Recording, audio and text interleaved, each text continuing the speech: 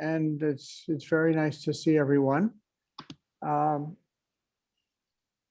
We had I was asked to do something by Mary Watson a couple of months ago, which was to comment on the people in the doctoral program and to make a list of some of the dissertation titles.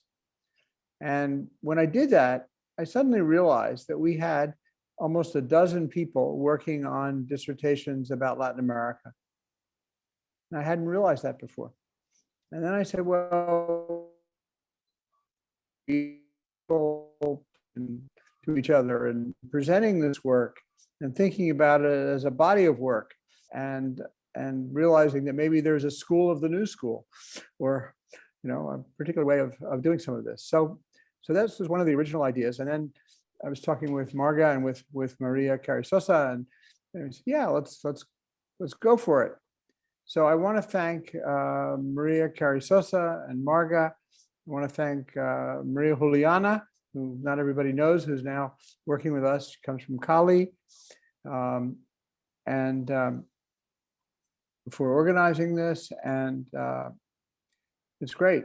It's great to see everybody. So what we're going to do is present. We're going to ask three of our doctoral students, graduates, and students to present their dissertations.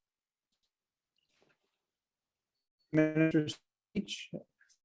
We'll go first with Simet, then with Cristina Handal, then with David Lopez, and then Oscar Sosa Lopez, who most of you know, will give some comments, and then we can open it up for discussion.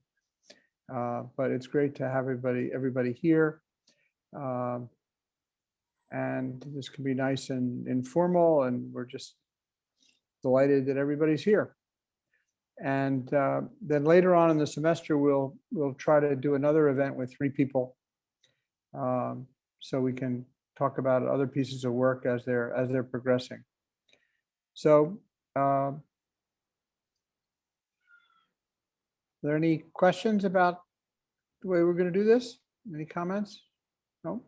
Okay, Lena, you want to start up? Sure. Thank you so much, Mike, for the introduction and the OLA team for organizing this. Let me share my screen, which is the most nerve-wracking part of this. Okay, I think you should be able to see it, and it's now in presenter mode. Okay, wonderful. Thank you. And if there's I'm having some issues with my internet connection since the snowstorm. So if for any reason you stop hearing me, please say something and I might just turn off my video. But for now, it seems to be working fine. So my dissertation looked at intra-urban inequality in Argentina, and I was interested in studying some of the trends, so over time. And I was very interested in studying especially the drivers of inequality that led to an increase and later on to a decline in inequality in cities and some of its different manifestations. And what I would like to present you today are 4 areas, one being my research motivations and the objectives that I had with this dissertation. Then I would like to give you a little bit of context of inequality in the region, and then specifically in Argentina and how that applies to the intra-urban inequality aspect, as well as the sort of the heart of the dissertation, which looks at some empirical findings. And then I would like to leave you with some questions for future research or some questions that still keep me up at night. So to start off with my research motivation.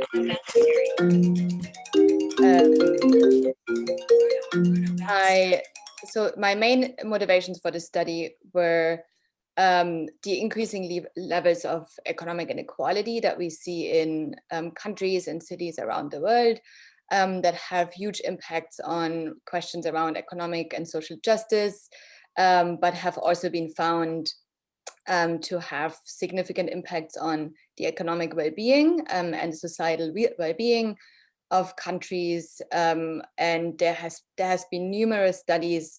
One of the most exciting ones that I'm familiar with is by Wilkinson and Piquet, who studied who through a large data set of countries looked at how in countries with high inequality, several societal factors and outcomes are much worse. So that relates to crime, that relates to infant mortality, that relates to health indicators or educational outcomes.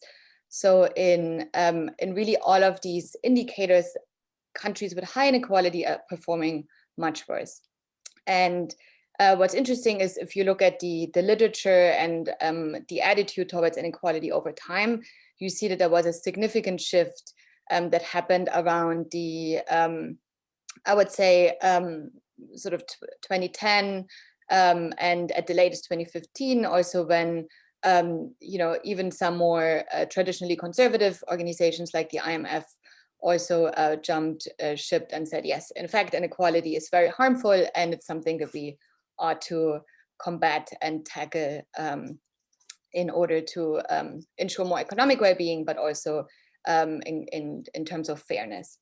So therefore, I found inequality to be a very important aspect to study and was motivating this dissertation. But I was also very curious to see that, especially by looking over time, we saw that although global inequality has decreased, so meaning the differences between countries, which is in part due to the economic growth of China and India, we saw that inequality within countries has increased, right? And in large part has been driven by inequality in cities. And what I really was curious about studying more, and I hadn't seen many studies conducted on that, was why is it that within countries, some cities are a lot more unequal than others, right? So we have, if you take the situation of the US, for instance, we have places like New York that are highly unequal compared to more equal cities, let's say Houston, for instance. So what are some of the drivers that determine these different levels of inequality? The objectives that I wanted to reach by doing the study were threefold. Again, always driven by this idea of why some cities are more unequal than others.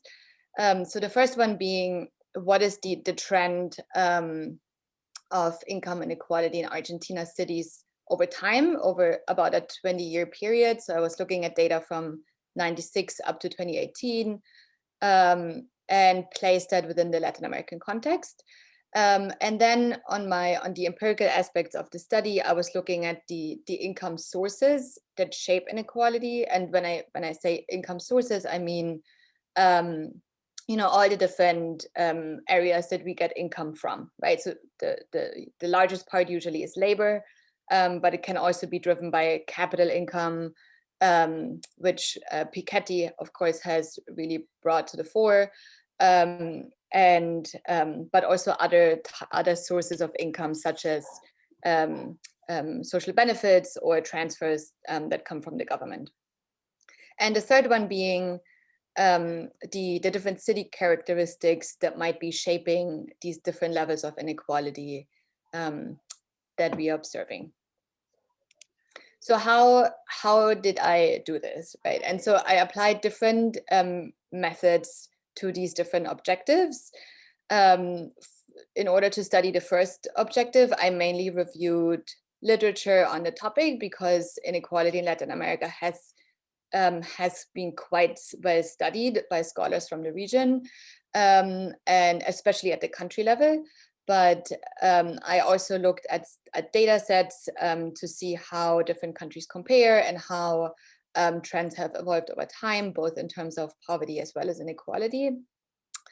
For the second piece, I used a methodology that was developed by Lerman and Hitsaki that allows for an income decomposition methodology that tells you, by placing different weights, on which sources are largest within our income bucket, but also which ones are most are driving the Gini coefficient the most.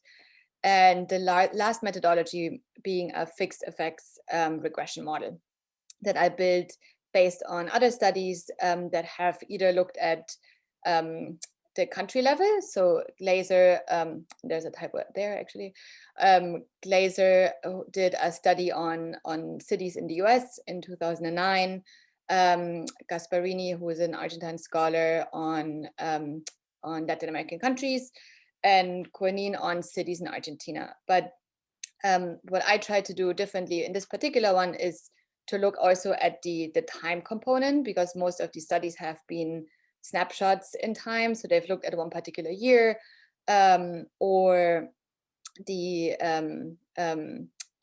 Gasparini study, for instance, on Latin America, looked at the country level again as the unit of analysis.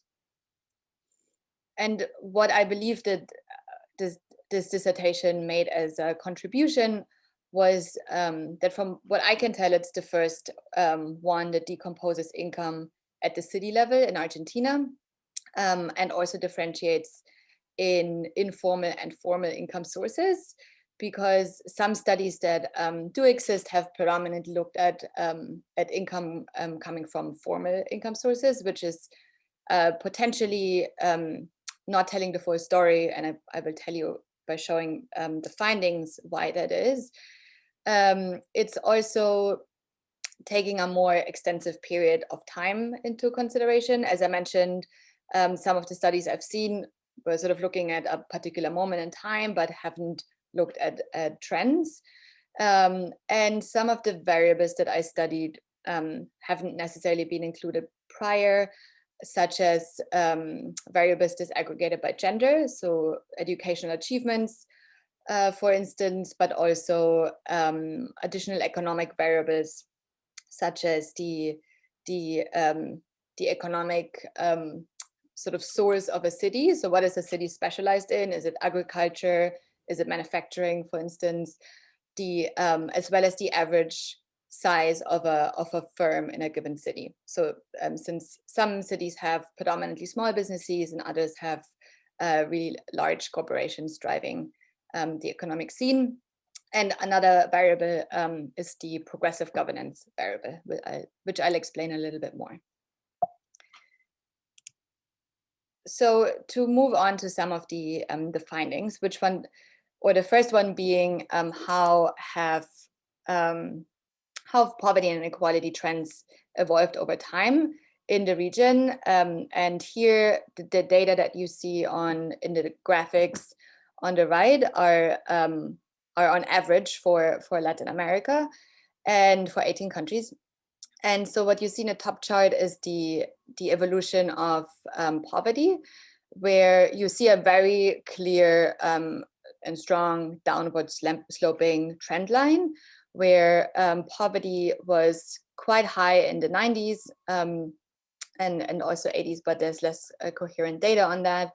And it started to slope down in sort of post 2000s.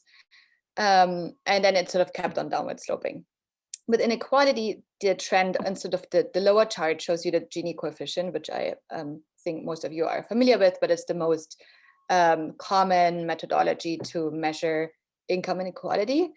So here you see, again, there was sort of a high level of inequality in the 90s. It went up in the 2000s, and then it was a sort of a downward sloping development. And just to give you a reference point for those who are less familiar with the coefficient. So according to UN Habitat or the UN generally, the 0.4 counts as the international alert line, which means that although inequality has been downward sloping and there have been major achievements, it's still quite high, right? And it's still way above the alert line. And if I had another chart in here that showed you how Latin America compares to other regions, we see that that despite this improvement, it remains the most unequal region in the world. So on some of the points that I made here on this chart on the left is really to sort of summarize and simplify these trends, and you can categorize somewhat in 3 trends where inequality increased significantly during the 70s to 90s, which is often called the period of the Washington Consensus, which brought a wave of deregulation, cutting social protection, and a wave of privatization measures that was somewhat reversed in almost all countries in the region between 2000 and 2016, in some to more degrees, of course, than in others, by something called the pink tide, which is basically a wave of more progressive governments coming into power that adopted fiscal policy reforms that were focused a lot more on providing protection mechanisms for poor households and developing certain mechanisms that incorporates them in the labor market, but also increases social spending. And after 2016, the picture is again slightly changing as we see quite significant government changes in the region. And there is a lot of uncertainty since some of the roots of the inequality in the region haven't been sufficiently tackled, which relates to issues around still quite regressive tax systems and high rates of tax evasion. So how does this look like in Argentina, and especially Argentina cities? In this chart, you see what I did, I plotted the Gini coefficient for each city over this time period. So every dot that you see is one city, and the red line is the average. And what you see that overall, it's a very similar trend line to what we saw earlier in Latin America. But you also see, which I think is interesting, the dispersion of inequality across cities, right? So for instance, and I don't know if you see my mouse, but so if you look at the year 2000, there we have some cities that have an extremely high Gini coefficient of 60 or above 60, and others that have one that's much closer to 40. So again, there's a huge dispersion among inequality in cities across the country that somewhat narrows over time, but nevertheless, a certain dispersion keeps on prevailing. Oops.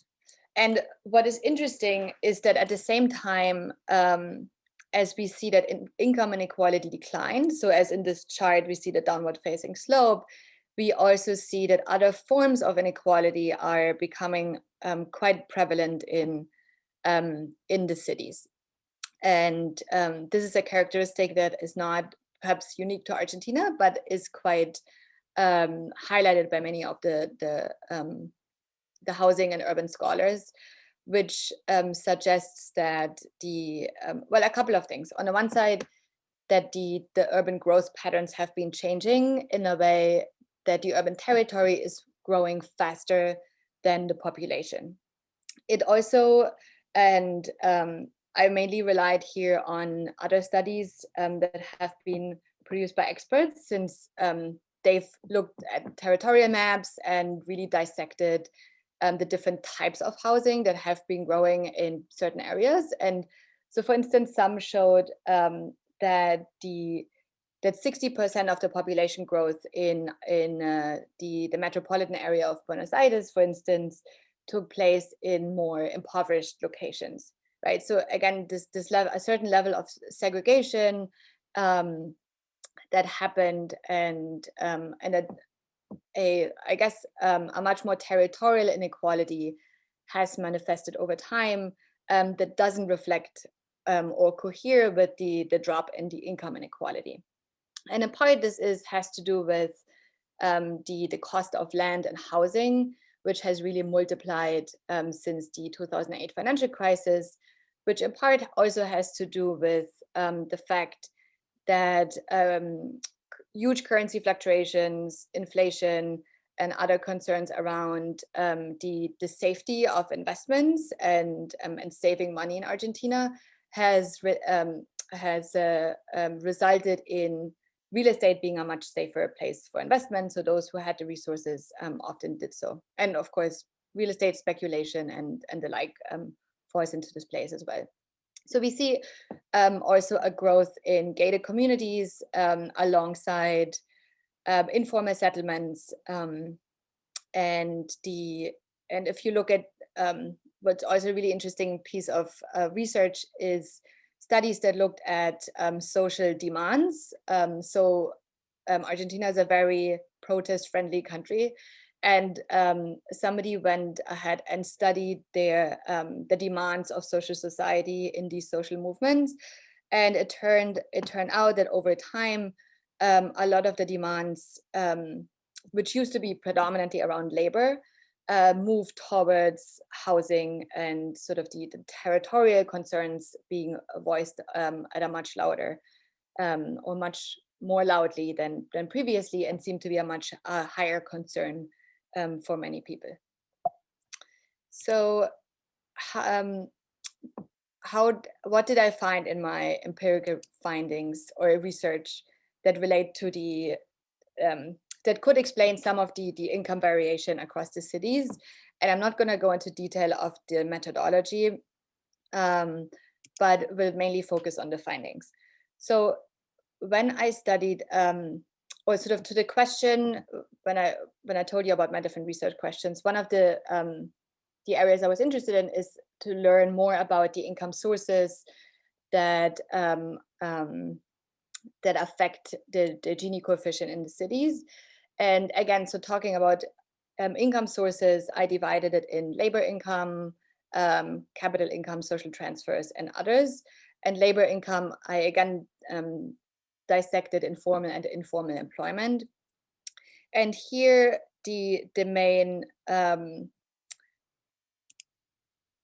my main findings are not necessarily surprising, but I think nevertheless really interesting.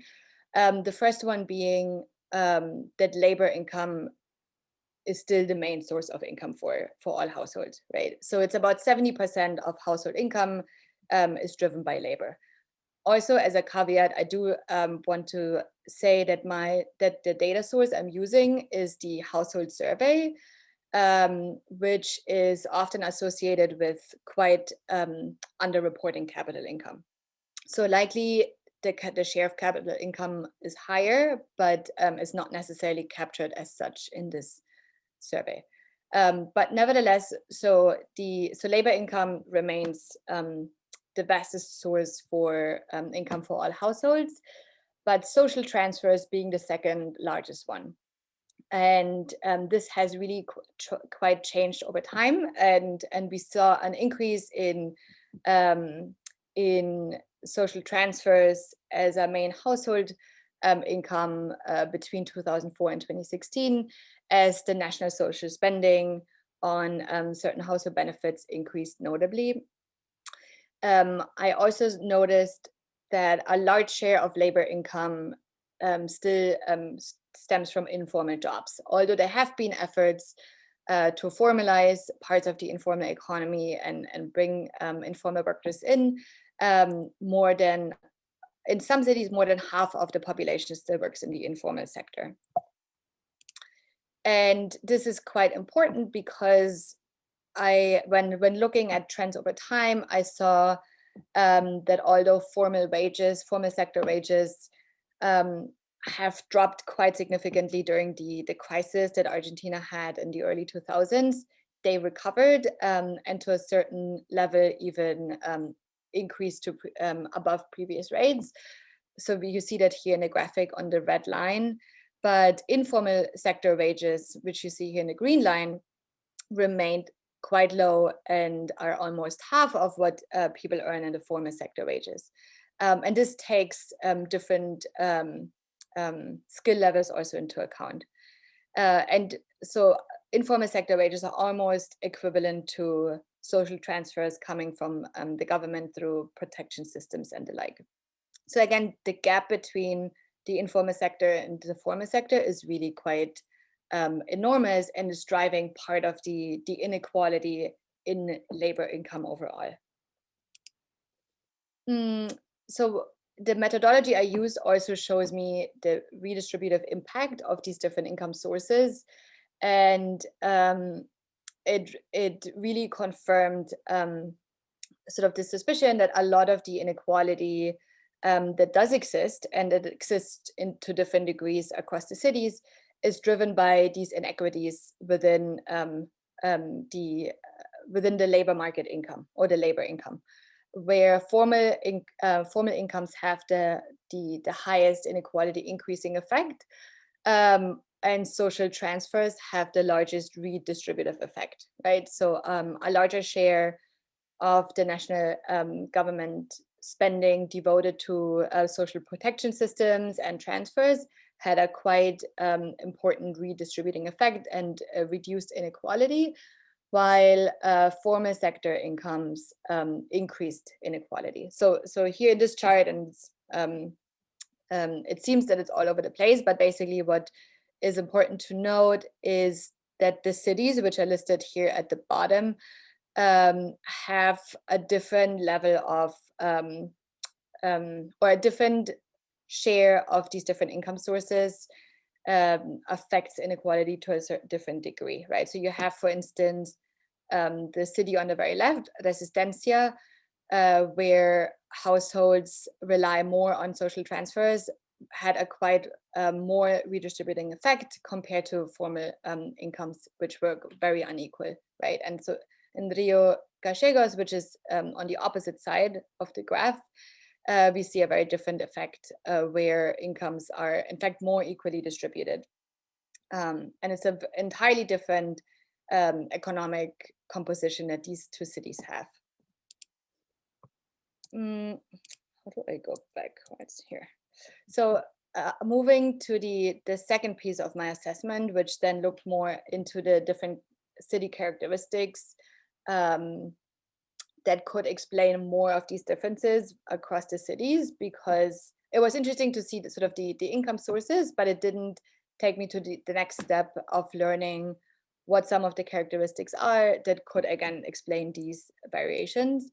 So I developed a framework that would allow, or that would give me more insight into this question, which I based on much of the literature. So some of the literature that I mentioned earlier of similar studies, but also by a framework that Caroline Moser had developed, which she called the Urban Asset Accumulation Framework, which studied, which was more specifically focused on gender inequality, but really related to inequality more broadly. And I grouped it into 4 buckets, which are the city structure, politics, demographic factors, and the local labor market. And within those, I have a couple of different variables, but maybe I speak to them as I show you some of the main takeaways and some of the main findings. So in my, for my regression analysis, I have the following takeaways. But the first one on the city structure, which was sort of the baseline model that I used. And as you can see in this chart, I used the Gini coefficient as the main, for my main model, but I also confirmed some of the findings by using 2 other measures of inequality, which are the Thiel index and the Palmer index. And there are some slight variations, but overall the findings are consistent. So in terms of city structure, here I found that as cities, as the average income in a city increases, inequality actually declined, which was initially counterintuitive, because you would often think that poor cities or cities where incomes are very low are less unequal, right? And actually that wasn't the case. And what I found is that in fact medium-sized cities in Argentina were among the most unequal, and higher income cities still were quite unequal, but were less so than medium income cities. But again, one of the points also being that high income cities can do more to redistribute and create more an equal space for all. But so the city size being the city size and also the city population being one interesting component. On the second bucket, which relates to political variables and factors, I found, or I have two variables that I was interested in, one being I created a dummy variable that speaks to progressive government by basically looking at all the hundreds of different political parties that Argentina has, and broadly categorizing them in progressive, market-oriented, and slightly more conservative governments. And I included here the progressive government dummy variable, which did show that when there was an overlap of the national and the local government being both ruled by a progressive party, inequality was lower.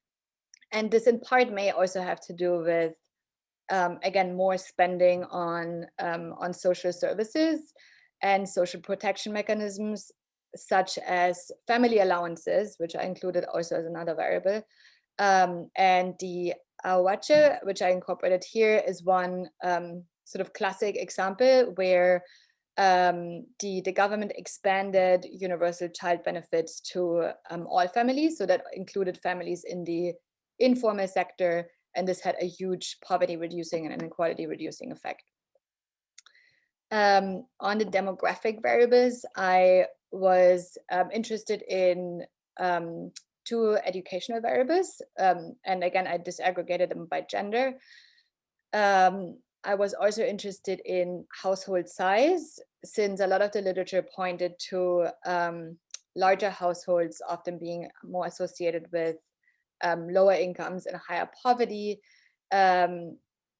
and older household members as another variable, as well as immigration. Immigration means— Excuse me, Lena, maybe sort of 5 minutes more, okay? Yeah, perfect. I'm almost done after the next chart. Yeah, to summarize the findings in this bucket is that cities that, which sort of confirm parts of the literature, that cities with larger households have, on average, tend to have higher levels of inequality. Households that have at least one household member that is older than 65 have lower inequality. And I think this speaks again to some of the expansion of Argentina's social protection system, which provided universal pensions that were non-contributory. And the last one, which I think is really curious and could require some more research, is that cities with larger share of migrants tend to have higher inequality. And on the migrant side, just to clarify that, it means people who come from neighboring countries, but also people who have not been born in that exact same city. And there's a quite important difference between the migrants, that those who move, for instance, from Santa Fe to Buenos Aires tend to have slightly higher incomes, while those moving from Paraguay or Uruguay, so from neighboring countries, tend to have lower incomes. And on the last bucket, being the local labor market, the two areas that were interesting relate to the specialization, meaning what type of sector, economic sector, is particularly prevalent in a given city. And here it really indicated that it's not that the types of sectors matter particularly. So agriculturally based cities and trades and service cities were the most unequal. And those with higher shares of informal employment were also more unequal, which confirms the findings from the previous method that I used. So some of the main takeaways from specifically from the regression analysis were that lower income cities are more equal than middle income cities, and large cities can do more to reap the benefits of agglomeration. Social spending was a main driver to reduce income inequality in Argentina and across its different cities. informal economies are still highly contributing to inequality, especially because of the gap between formal and the informal wages, and sort of the question around large households, which tend to be associated with higher poverty and inequality. So the overarching conclusions of the study and this dissertation were, I would say, three, if I had to summarize them by three. One being that the sort of some of these major achievements in Argentina that have been made in regard to income weren't necessarily translated to other types of inequality that occur, that mainly relate to housing and the territory and the urban land. And also that if Argentina is interested in further reducing inequality, other variables, like the ones, for instance, that I studied in the regression model, such as certain demographic variables or local labor market aspects, ought to be considered in really making a wider and more lasting impact. And finally, and that relates to a different piece of the dissertation, which I'm not touching on much now, is that there needs to be a strong cooperation also among different levels of government in the fight against inequality. So just some questions that I still sort of grapple with or I'm thinking about relate to how the low wage working families in the formal sector have fared over time, because the graph that I showed you looked at the average income in the formal sector. And what some of the limitations were to formalizing a greater share of the workforce, because since I mentioned it's still about half of the workforce that's engaged in the informal economy. And then finally, which is a way bigger question and would be great for another dissertation, is the types of approaches that can better address the fragmentation of urban territories that we see grow in Argentina. So that would be it from my side. Thank you very much. Very good. Thank you very much. That's great. Okay.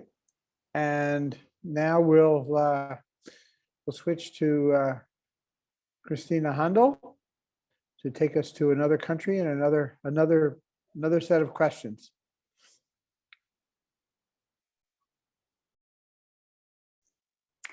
Hello, thank you, Mike, and thank you to the Observatory, to Ola, for organizing this and inviting us to kick off this dissertation seminar series. I think it's a great initiative, and so happy to be here. And thank you, Lena, for your work, as terrific as always. I think it's a wonderful presentation to precede my presentation, because we see a direct result of the inequality that you're talking about, that Lena shared with us, which result in Honduras' crime of this inequality.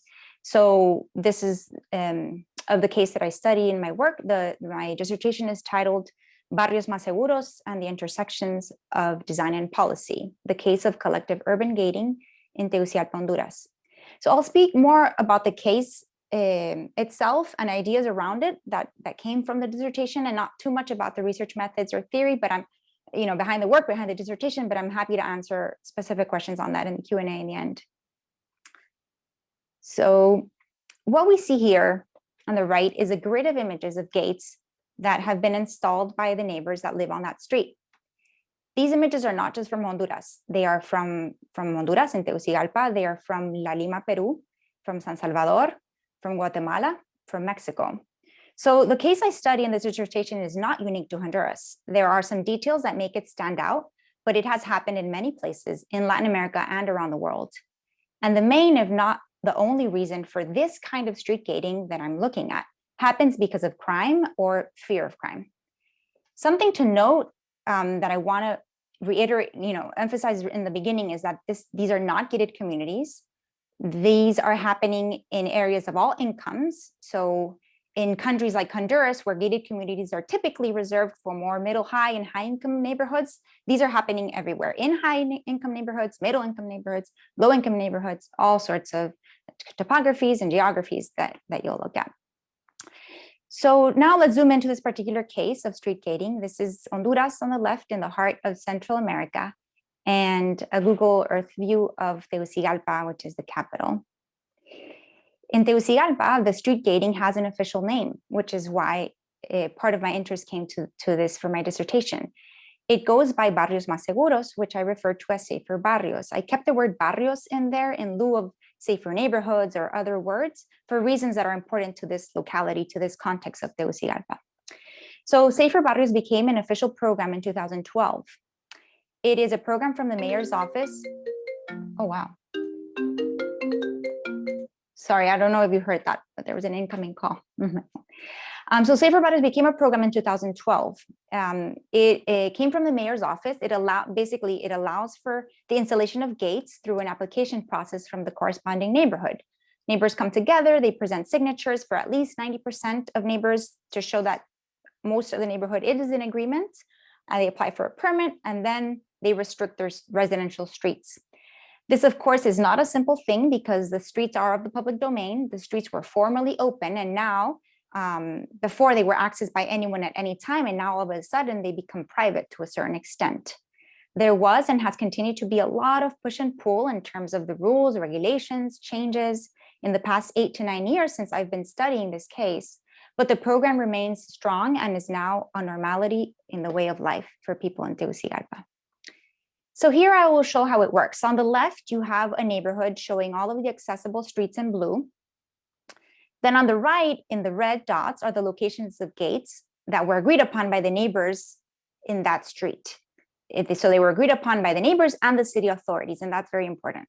So now what you notice is what's left over of the accessible streets to everybody are just 4 of the many streets that used to be accessible. And also just to zoom in, so what happens at these red dots typically has to do with an encounter by a guard allowing or restricting access to someone coming in their car based on being a resident or being a visitor, gathering the license details, and so forth. So if this were just a few gates in a couple of neighborhoods, why would it matter too much? First of all, obviously, because there is an impinging on the right to access, the right to open streets, and that's not right. But the attention given here, for my part, is because it's not just a few gates. We're talking about many, many gates. On these Google Earth images, you'll see the proliferation of the Safer Barrios permits from 2011, 2012 here, that started with 22 Safer Barrios to 2016, 2019, and 2020. So to date, the city knows that there are 222 Safer Barrios with permits, but they recognize that there are many other gates that have been put up that don't have permits. And this number also excludes already existing gated communities. So if we zoom in again, what we see here in a neighborhood, for example, and there are many moments like this where it's represented with the red dots, the gate. So it's gate after gate after gate.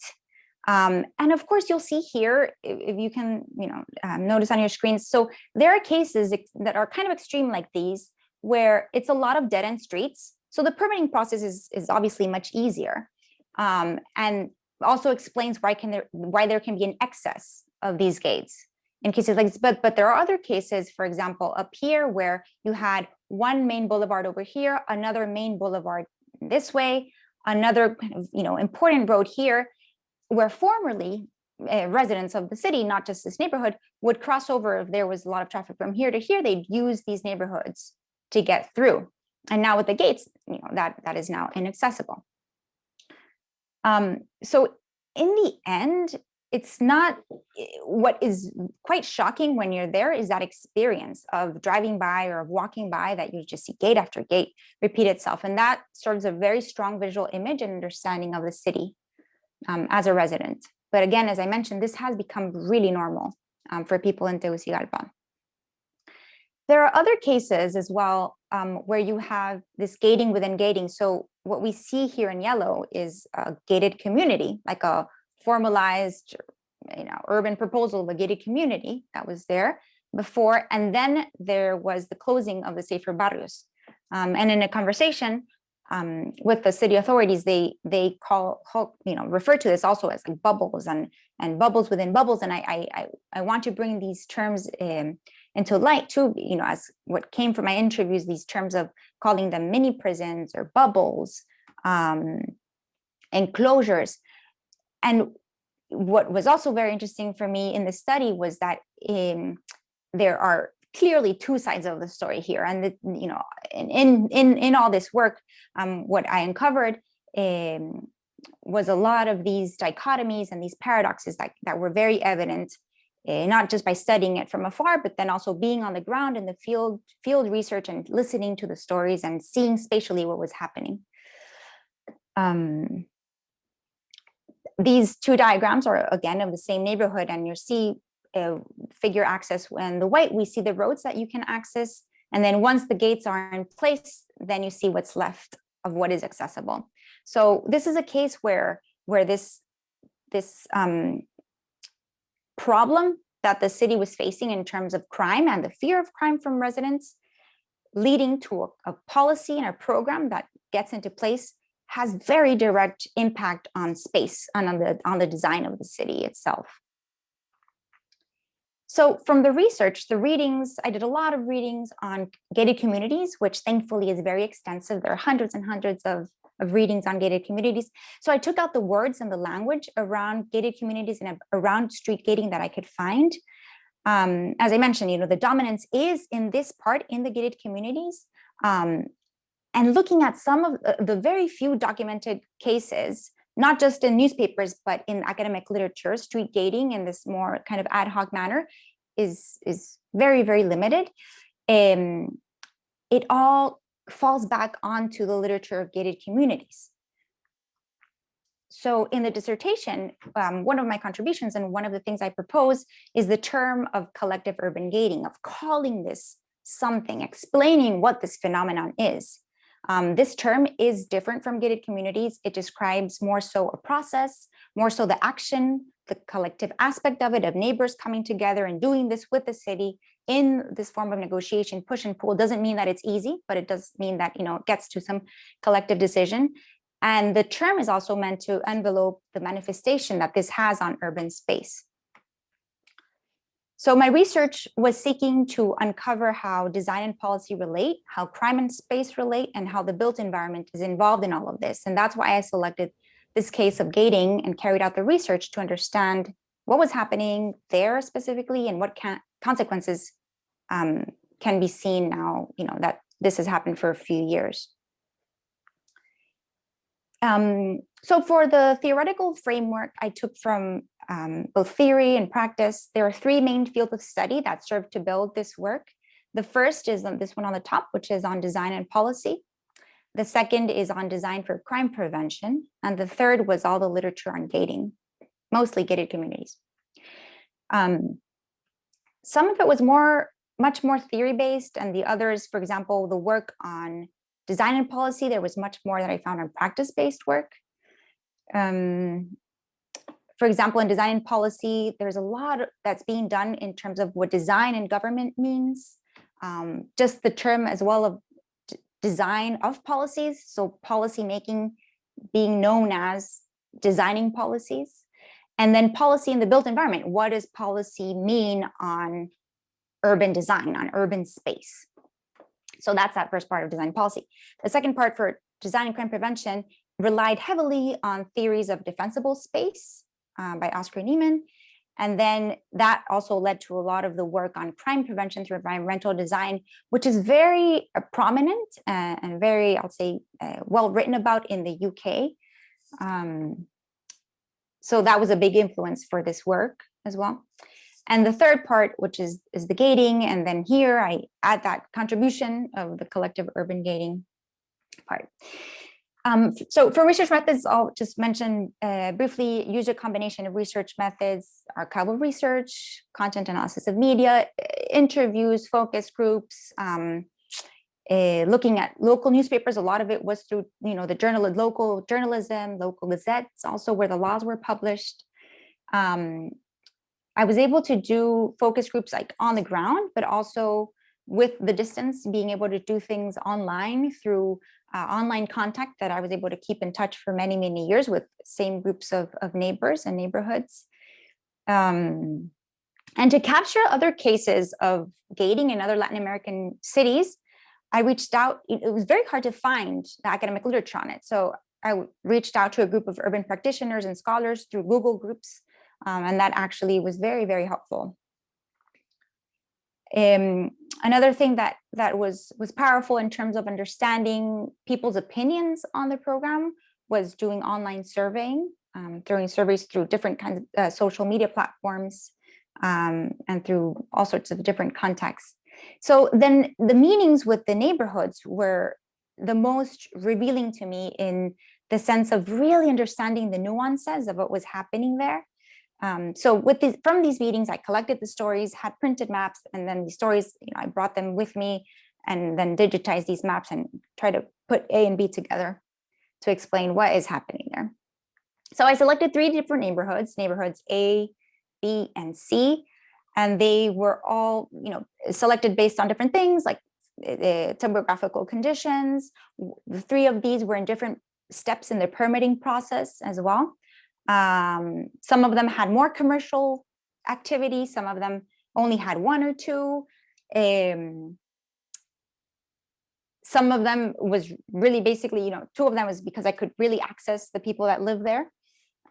So those were the decisions around these 3 different neighborhoods that helped me understand a little bit more. So from these stories, I was able to learn about the tensions, which is what I came with to the ground thinking, okay, this is a lot of problems. This is a problem for the city. This is a problem for mobility. This is a problem for segregation. And then listening in, I realized that there's so much that's happening inside that I would not have otherwise known from, had I not spoken to the residents there. So the neighbors felt unsafe. They wanted to restrict access on the street. They got it. They did it through the city. The barriers and gates are put in place. Now what happens is that people are disengaging from the outside, but they're re-engaging inside. New relationships are re-emerging, and there are beautiful stories coming from the neighbors saying, I haven't spoken to my neighbors in years. We're holding meetings. We have parties on the block. We have dinners. We have Mother's Day things, all sorts of really beautiful stories that were coming from the inside that they say, had the gates not been in place, I would not be outside speaking to you right now, for example. So the city looks and moves very differently. And I hope you could see that from the maps that show the inaccessibility that the city now has. The human experience has changed to me, sort of, I'm from Tegucigalpa, but I've been away for many years. So coming in a position of, feeling like an outsider in some respects and seeing the shocking visual imagery of gates and fences and barricades was one thing. But then for the people that live there that are used to it, I was, always in shock to find that that really wasn't a problem, that it was more of the positive kind of relationships that were happening on the inside. Not so much the crime conversation saying, yes, we feel safer, but the dominance of the conversation around the new communities that were emerging again. And these are the other 2 neighborhood maps as well, where I'm separating topography, separating, points of tension, different stories about, the commercial activity. So, Safer Barrios for this dissertation was a great example of what happens when communities are resolving for themselves, which is in this case is for protection. The neighborhoods came together and they found a solution that was then supported and enabled by the local government. This is a case of communities attempting to prevent crime, a case of collective action and of self-organizing, and also a case of policy and its relationship for design. So something that I learned a lot from the work here was that the relationship between policy and design is tightly knit on many levels. And it also showed that there are many opportunities in the fields to learn from one another. There's not one singular way of making policy that I learned from the policy making program at Milano, and likewise, there's not a singular way of designing that I know from my background as an architect. But there are ideal processes both in policymaking and ideal processes in design. The policy processes have also been referred to policy design, and there are ways in which it is like design, but many ways in which it is not. The joining of design thinking and policy is a growing field of inquiry and practice. And there have been new labs created across the world in different governments that are working towards this goal. So I looked at those processes, and based on what I learned from the collective urban gating example in Honduras, I proposed a way in which they can learn from one another through a design-driven policymaking process. That's another part of the dissertation that I hope can be a contribution to the fields of design and policy. So this proposal is based on and building off of three groups of work. One is on the work of policy thinking and policy making, mainly from the policy stages framework by Harold Oswald, Gary Brewer, and Michael Munger. The second takes from the work of new government arms and labs that focus on precisely the integration of design and more human-centered approaches into policy and into government initiatives and government services. A lot, as I mentioned before, that I was able to gather from the UK is also, has many examples of bringing in design into the government thinking and initiatives.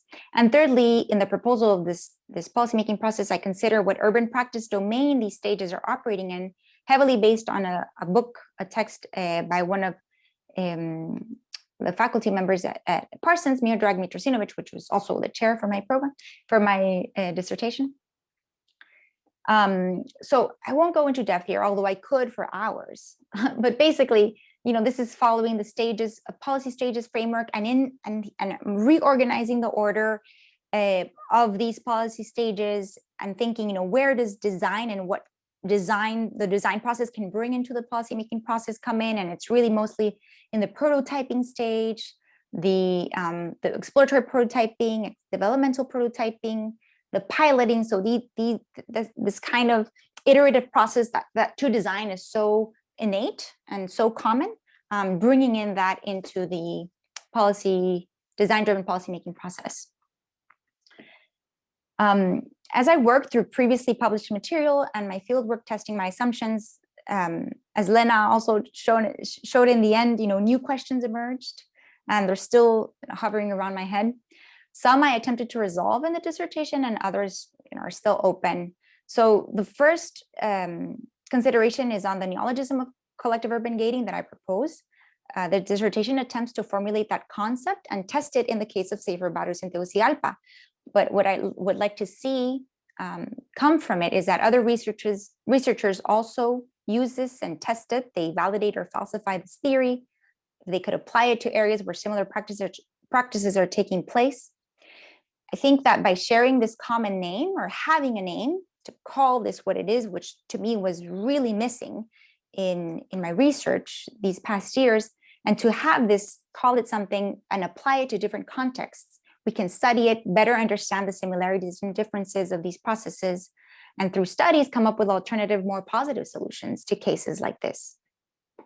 Secondly, I would also recommend that in other studies that are not so necessarily related to crime, but that are observing some change in the built environment, that there be a more explicit consciousness of the direct relationship between policy and design, whether they be more introspective looking at the processes or more outward looking to see the effects that these policies have on physical space.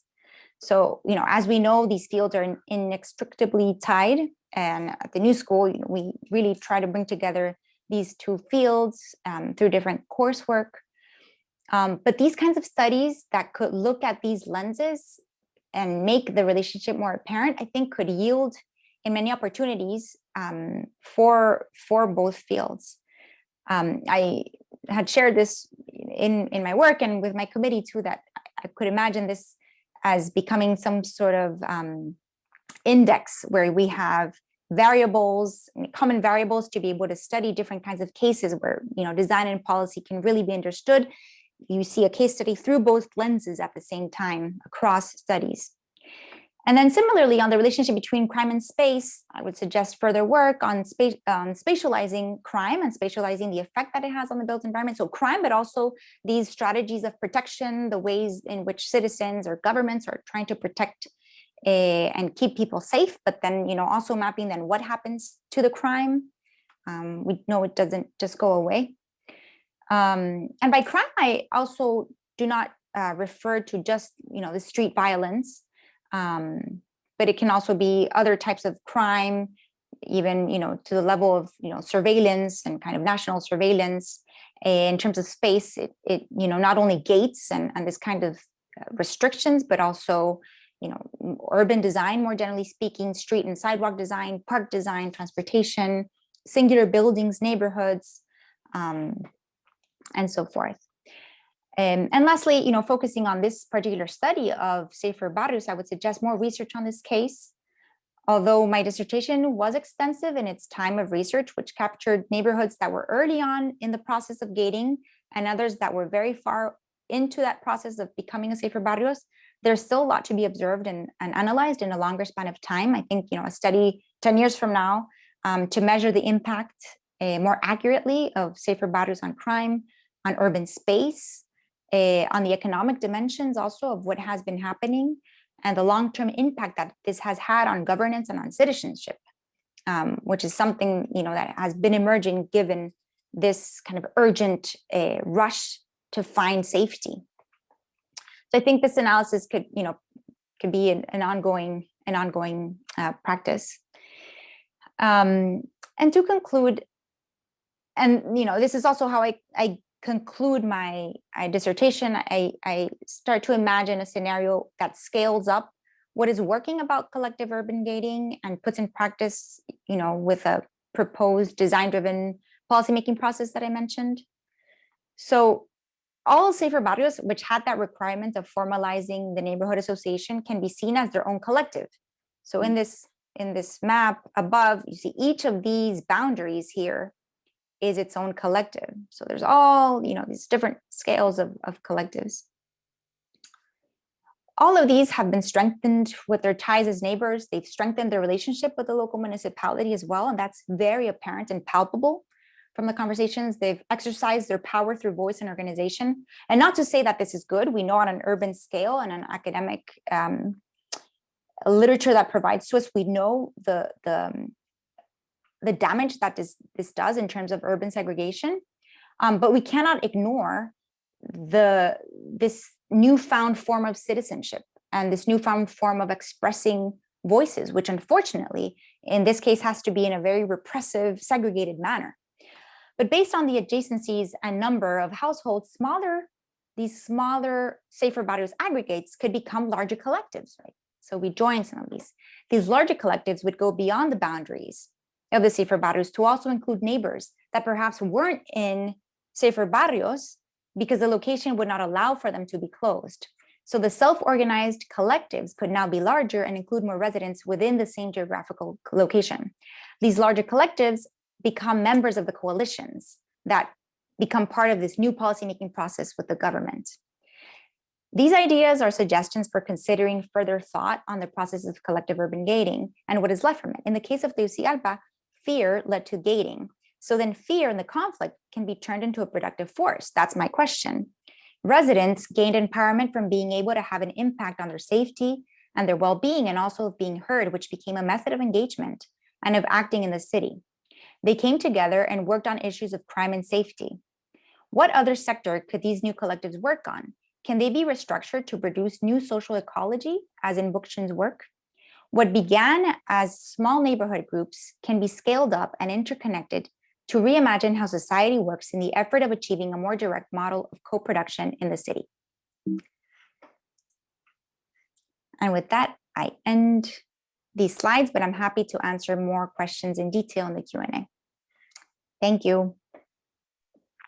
Thank you, Cristina. That was great. Very, very interesting. It was terrific.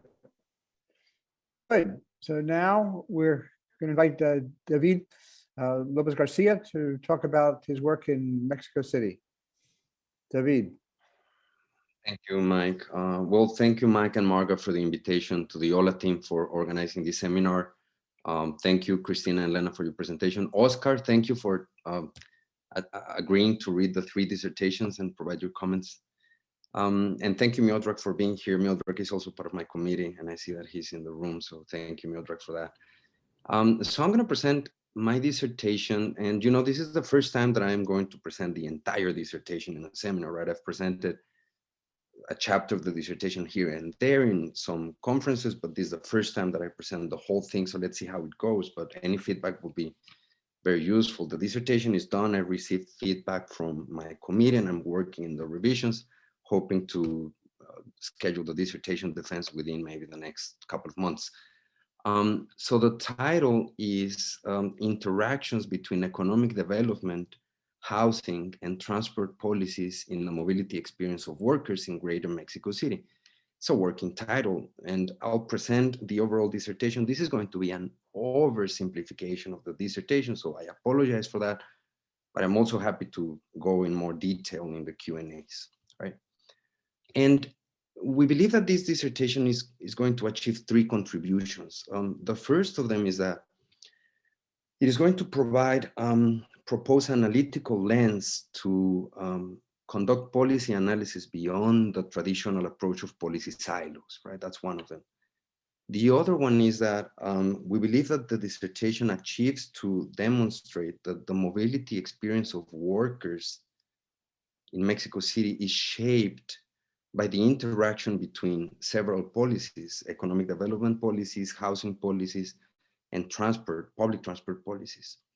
And the third contribution is that we believe that the dissertation achieves to make a contribution, an original contribution to the literature and accessibility.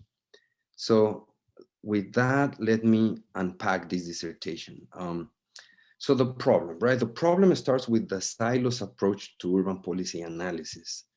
Contemporary urban policy analysis is based in the silos approach that subdivides the reality to deal with it, right? But the silos approach is problematic because it has led practitioners and researchers to specialize into narrow areas of expertise, leaving or failing to link together important subfields of investigation. And this is the case for the literature and accessibility, where I'm engaging in this work. There's important progress in the literature of accessibility in mapping the current landscapes of accessibility. However, much less is known about the interaction between interconnected policies and the historical processes that produce such inequalities of accessibility in the first place. And in the case of Latin America, accessibility has been usually researched through the lens of mobility studies. And there's a lot of research linking the fields of transportation and housing policies. But we believe that bringing into the mix the analysis of economic development policies, it's an original contribution to the field in Latin American studies of accessibility. Because the links between the connection between the link of transport and housing with economic development remains understudied. So here's where the dissertation contributes.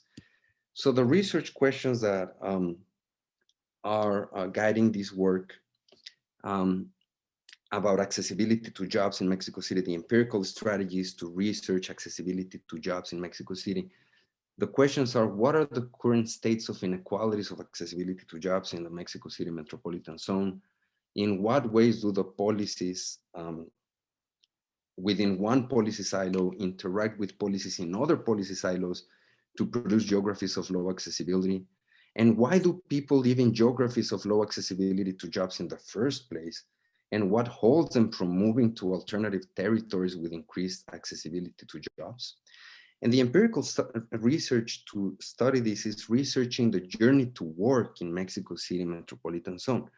The journey to work is a feasible empirical strategy because it allows us to look at several things with just one element, right? The journey to work. The origin of the trips tell us things about the residential location of workers.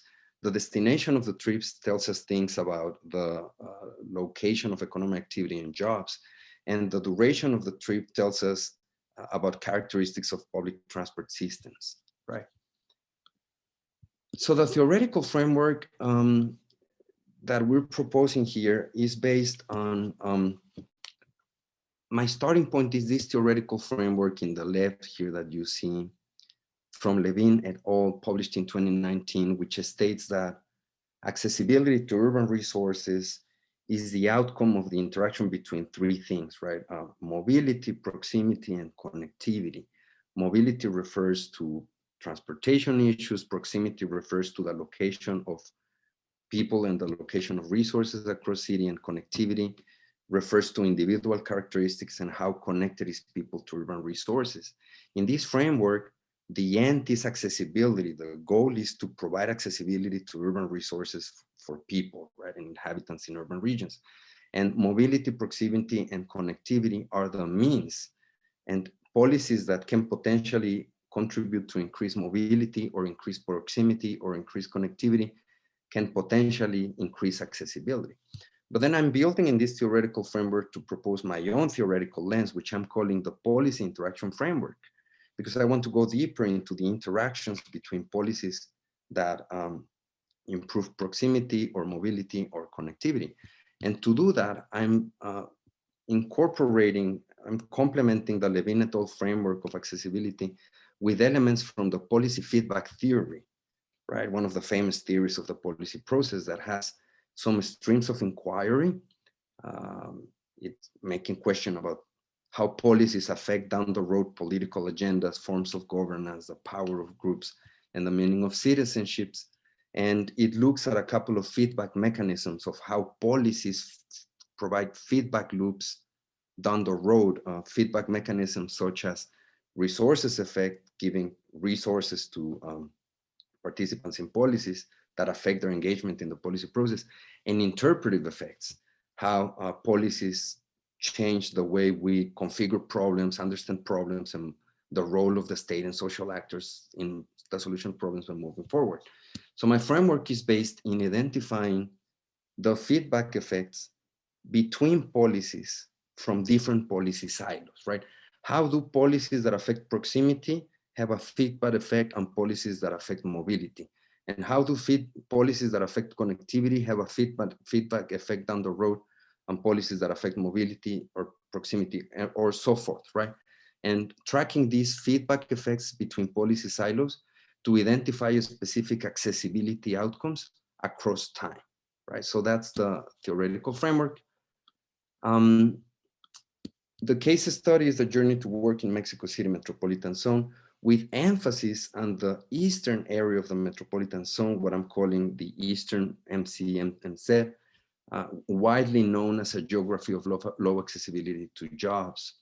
And the research strategy consisted of a mixed method research approach in which the quantitative component includes identification of the shift of employment subcenters and the demand for labor in Mexico City, the development of an indicator to map the spatial distribution of mobility resources provided by the state in Mexico City, and a study of the average time and distance in the journey to work as relative accessibility to jobs. And the qualitative component of the study, to answer the questions that need a more qualitative approach, is based on semi-structured interviews with 64 key informants. Half of them are local experts in urban development and issues of accessibility and mobility, and half of them are residents from my area of study, the eastern part of the metropolitan zone, and 4 focus groups with 30 residents from the eastern zone of the metropolitan zone, which is my main area of study.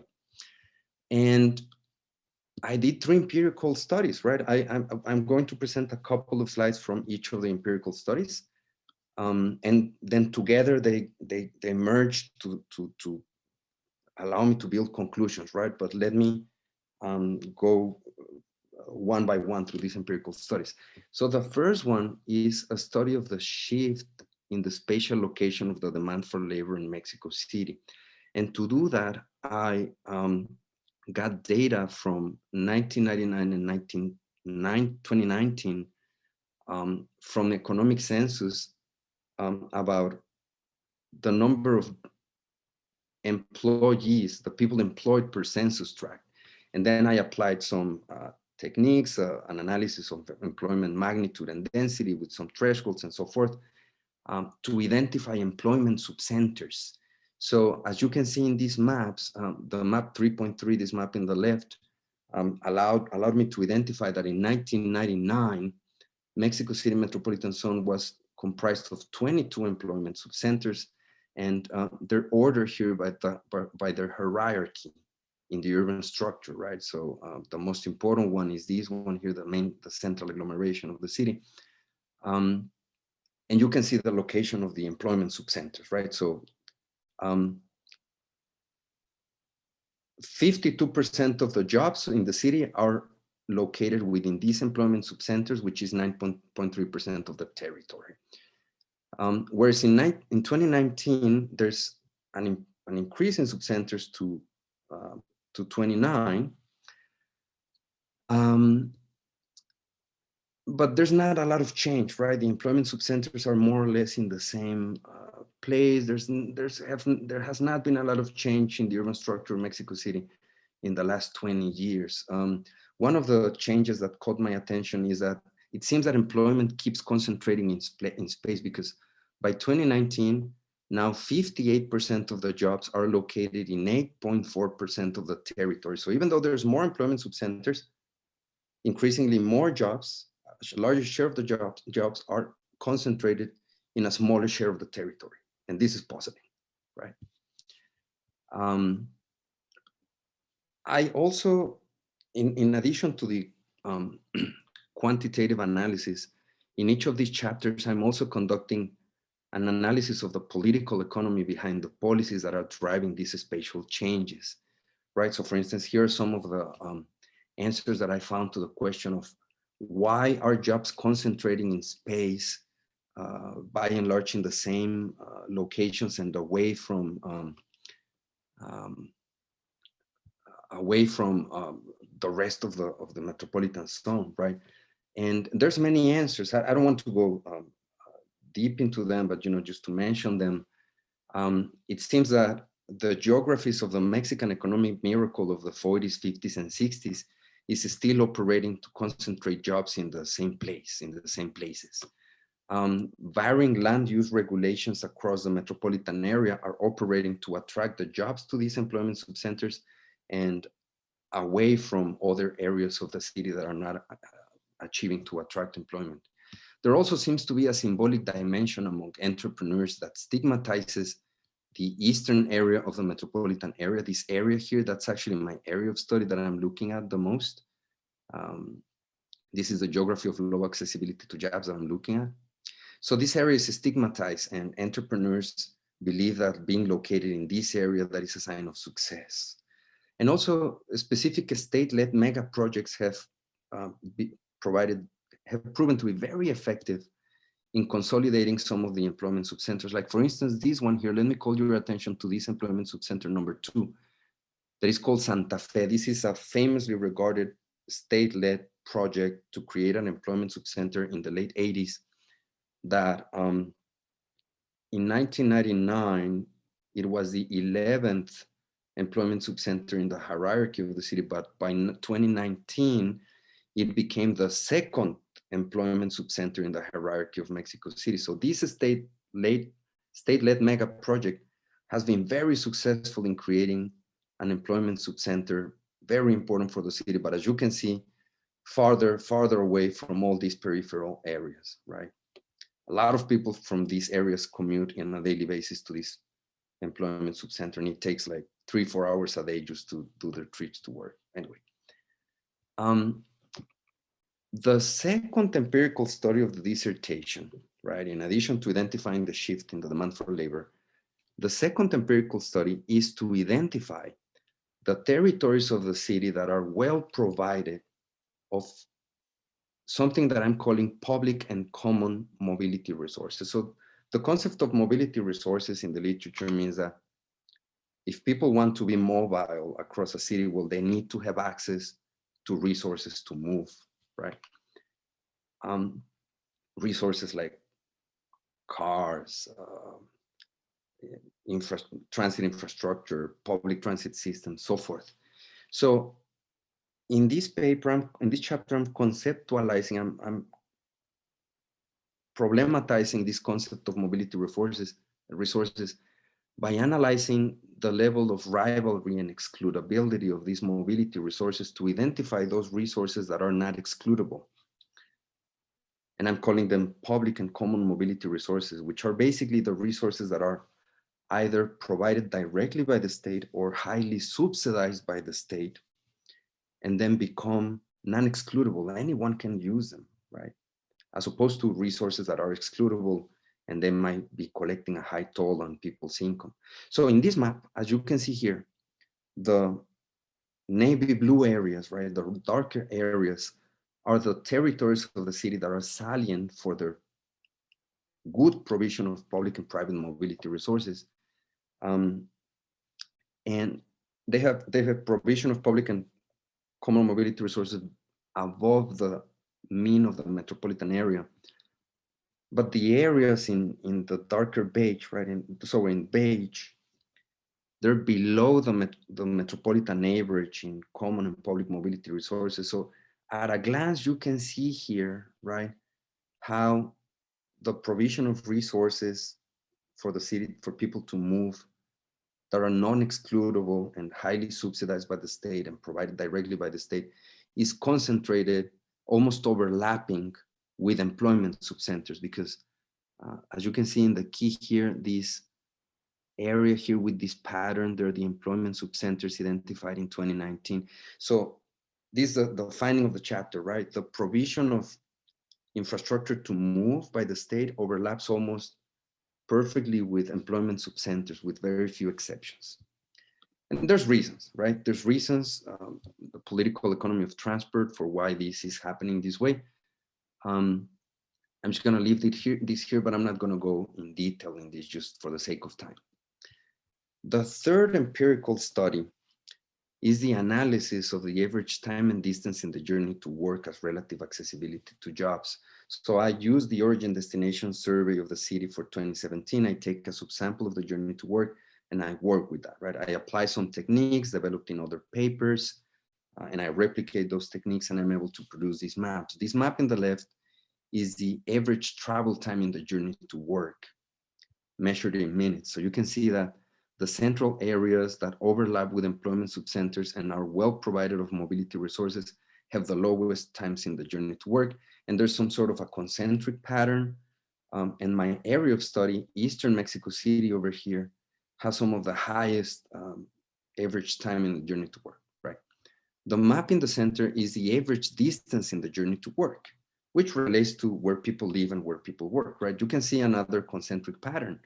The center of the city has the lowest distance in the journey to work. And as we go away to the periphery, the distance increases and increases. Now this map in the right, it's interesting because I'm classifying areas according to their distance and time in the journey to work. So the areas in yellow, I apply this technique from other papers, so forth, and I classify the yellow as the short commutes. The green areas are the long commutes, but the blue areas are interesting because these are something that I call the transit healths. These are areas where the average distance in the journey to work is below the metropolitan average, but the time in the journey to work is above the metropolitan average. So somehow these are the worst places because even though they're closer to their jobs, they make more time than the rest of the city. And there's also some explanations in, why do people live in these transit healths in the first place? I don't want to go too deep into that for the sake of time, but the one thing that I will say is that there seems to be a relationship between the housing patterns that are available for the population and their commuting experience. Just to put an example, the national housing policy in Mexico City gives housing to people, right? Affordable housing to people, but it's usually built in the peripheral areas. But the having access to this program is dependent on having a formal job. And the formal jobs are usually located in the employment subcenters.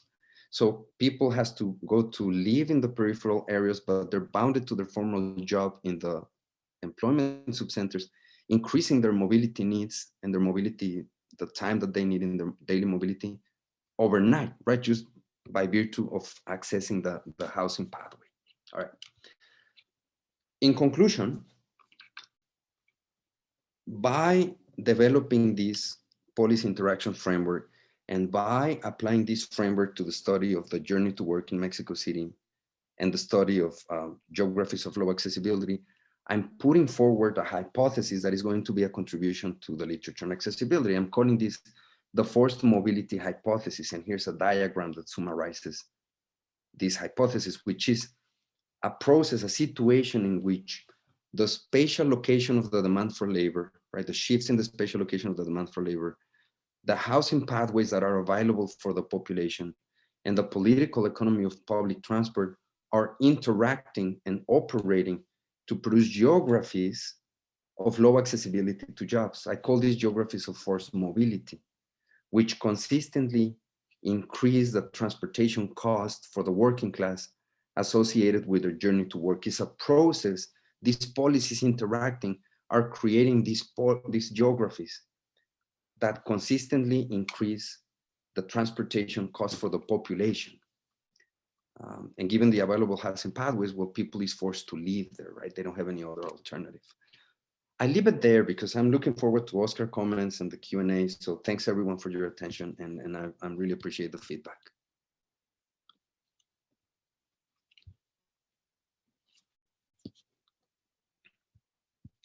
Mike, we cannot hear you. Thank you. Thank you, David. It was great presentation.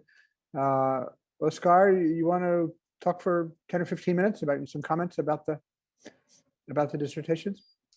Yeah, I'm actually I'm going to make something perhaps a little bit shorter, just in the interest of time, sure. allowing the rest of the audience to pose their questions and comments. Of course.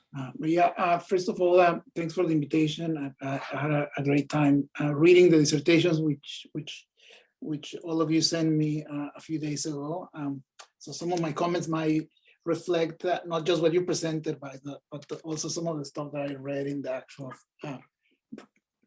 complete drafts that I looked at. I guess I should start by saying felicidades y enhorabuena. This is, I think, in my view, more than anything, a celebration of your accomplishments. You're almost there. If you're not very excited, you should be, and enjoy your last few days or weeks as candidates, or maybe just a couple of months. I don't know when are you gonna finish this, but the first draft is out, and that's huge. So I think you should be very, very happy about this. I wish we could all be in the same room. So let me say just a few things. As promised, I'll be brief. I think that the three dissertations, the three projects, give us really, I would say, important insights into the relationship between inequality and urban restructuring in Latin America. I'm mostly going to be focusing on the common themes and how I think that they very nicely work with each other. So I think these are three projects that show how the landscapes of citizenship in Latin America are evolving in a context of larger economic and political transformations. And they do so by grounding their work in very specific context and by focusing on the spatial and local manifestations of these transformations, right? But at the same time, the fact that you're focusing on neighborhoods in Tegucigalpa or Buenos Aires or in Mexico City metropolitan area doesn't mean that you're just looking at this phenomena, these processes, without looking at considering what's going on around them, right? So I think that you're really linking inequality to processes of governance that span across different scales, right? In the case of Cristina, for instance, she looked at a neighborhood level, but considers the effects of street closures and the gateization of neighborhoods at the city level. David focuses on the metropolitan region and illustrates the challenges of fragmented governance institutions. How do you deal with the problem of transportation, housing policy, economic development policy in a spatial, in a geographical area that's divided by multiple municipalities and government entities, right? And Lena focuses on the city level in the intra-urban, but also makes intercity comparisons, right? And considers the importance of local policies as well as federal programs, right? So in that respect, I think all these projects show the importance of transscalar analytical and policy approaches that link the local to the regional, to the national, and even beyond into the global, right? So I think all these dissertations are really good at bridging and looking and overcoming, the limitations of certain scales, both in terms of how we approach a research project, but also in terms of how we can think of policy solutions and recommendations. And again, I'm really struck by how these projects work together. I think Cristina mentioned this when she started her presentation. You can really see how all these projects look at inequality from different perspectives, right? And what they all do, I think, is paint a very detailed picture of inequality as process, right? Processes that unfold in very complex systems.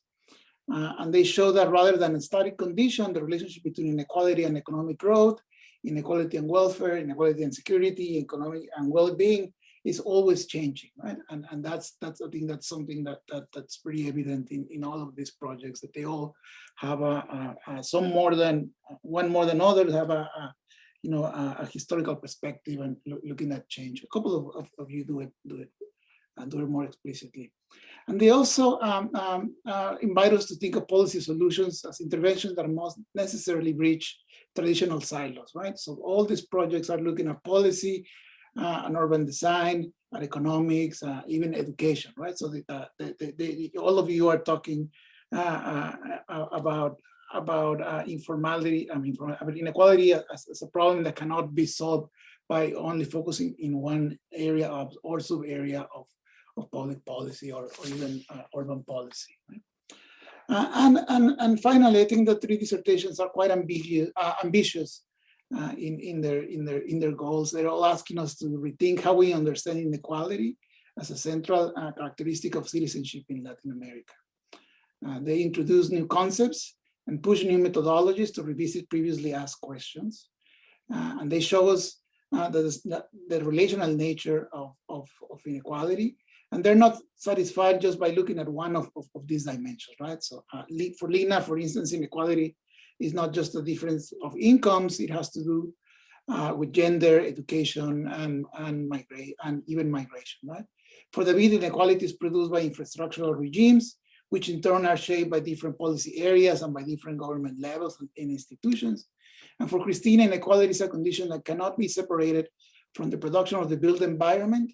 And her work complicates our understanding of what it means to think about public and private space, and how can we also think with more complexity about exclusion. So I mean, that's just four things that struck to me as I was reading them. I made some annotations. That's why I'm kind of reading this in the interest of moving fast. I think the projects are really exciting. I really enjoy your how you introduce and discuss and defend the new concepts and theories that you're trying to put forward. How do you make use of relatively new theoretical frameworks, for instance, in the case of Lena. And I'm really looking forward to see how these projects and these ideas keep developing as you finish your dissertations and continue, engaging in intellectual conversations with your peers, whoever they might be. I have a question for each one of you. Maybe I'll just say those questions and then we'll just open the floor to everybody else. Does that make sense, Mike? Sure, that's okay. Yeah, okay. I'll just go in the same order in which you presented. Lena, your project is perhaps the one that, methodologically speaking, is more removed from what I do. I'm not can really comment much on your your regressions and your models. So I found them really, really enlightening and a high level of clarity and legibility. I really appreciate that. I wanted to ask you, all dissertations, you're in your dissertation, you're kind of writing the questions that people might ask you about, right? So you have to be able to defend.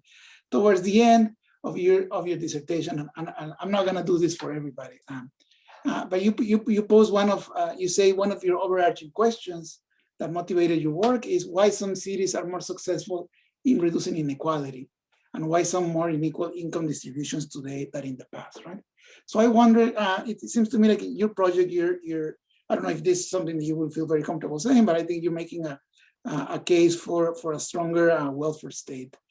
So I wonder if the whys of why some cities look different than others have to do with their and you hinted or alluded at this when you talk about the political dimension in your analysis, but I wonder if there's more to that you run out of time or out of pages to talk about, because I think that I'm always interested in what are the politics that are at stake in this project, in all your projects, right? And they might be evident to different degrees. But so that's my question for you. If you feel like you wanna mention that, it was fascinating work. For Cristina, this is a very interesting project, and I'm not gonna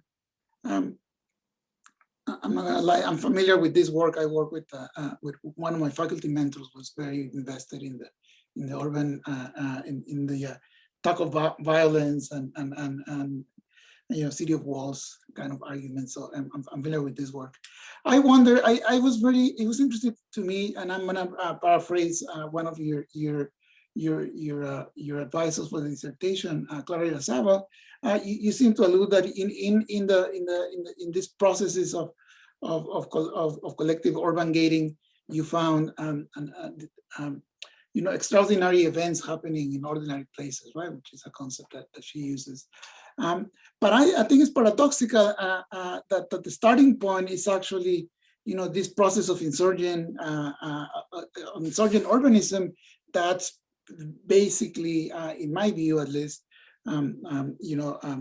based on it's basically focused on the production of exclusion, right? And even though you claim that you found interesting things that kind of are intuitive to what those arguments would be. So I was going to ask how you see, and again you kind of alluded a little bit to this toward your conclusion, how could you see what you were learning in observing these projects that could be applied for other areas of urban policy or urban planning, right? I'm really interested in these community-driven approaches and how you can co-produce the city. And for David, David's work is also very interesting to me. I also have done work on mobility and transportation issues in Mexico City. I read some of your interviews, and I think we might have interviewed some of the same people. I'm not sure. I'm not gonna name names, but I have suspicions. And for you, I'm gonna ask you I'm gonna reverse it and ask put it on you to live up to some of the things that you are that you're proposing in your dissertation. You're saying that we should overcome these policy silos, right? And yet in your analysis and your conclusion seems to be very, very grounded in one subset of the literature on transportation studies, right? So how do you see that your work or your framework could you apply it, for instance, to other to the analysis of housing policy or to the analysis of industrial policy or economic policy, right? Using some of the same methodologies that you use, not necessarily the travel issues, but the mixed methods, the kinds of questions that you're making, this more systemic approach. And those are pretty broad questions that you might or might not want to answer right now. I was thinking of them more as food for thought as you complete your final drafts and as you're thinking of where your research is going to go in the near future, developing papers and so forth. And again, thanks everybody. I try to leave at least 15 minutes for open Q&A. Nice to see everybody. Thank you, Oscar. That was great. We have just a little bit of time for questions, so let's make them short, but who would like to pose some questions? Maria?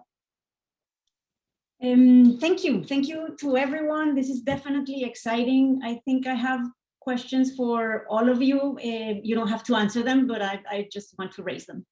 And my first question is perhaps for Mike, and it is about what your sense is, or what these dissertations tell you about what's the essence of our school, and what is the Milano Public and Urban Policy PhD. What's our edge, no? From what I saw today, I'm glad to see that there's space, that these are spatial analyses in very different types of ways, and I'm happy to see that. I see that I'm in the right place then. So that would be a question, I don't know, for later perhaps. For Lena, I'm dying to ask you less about the content of your dissertation, and more about how is your relationship now that you are a year away, like out in the wild. How do you relate to your research? Does it continue to live for you? Do you still think about it? You said at some point that these are questions that still keep me up at night. Really? So yeah, that's a question I have. I wonder if we have devoted so much time to this, then we get it out, and then I imagine this, if you are a true researcher in that topic, then that's only the beginning. You have to turn that into a book or into a more digestible article or whatever. So I'm curious to know about the afterlife of the, what's there afterwards. For Cristina, I hear you and I feel you. I can recognize myself in so many of your struggles. I see an architect desperately trying to connect with policy people. and I am an architect, and I have struggled through that, and I continue to struggle through it. And now in my dissertation, and I had to invent my own methodologies. I had to insist that the way that I do research is different, but it's still valid. And I can see that you did something similar, that you tried to innovate with methodologies and trying to sort of push yourself through into the higher ground of policy. So I wonder if you could make some comments on that struggle, and if you think it was sort of successful. So again, not so much about your dissertation itself, but more about you. And for David,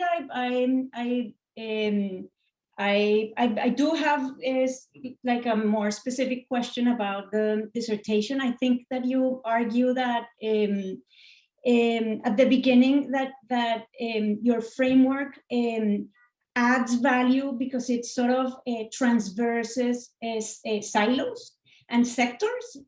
So you take the housing sort of sector, you take the transport sector, and you take the economics, like I don't know, wage, or I don't know what exactly, and you sort of weave through them. And my just a sort of naive question would be, why those sectors? Aren't they too close enough? And perhaps in a closer line to what Oscar was mentioning, all of them are part of transport studies, no? They are very close. You study commutes, and you already are answering all of those sectors at once.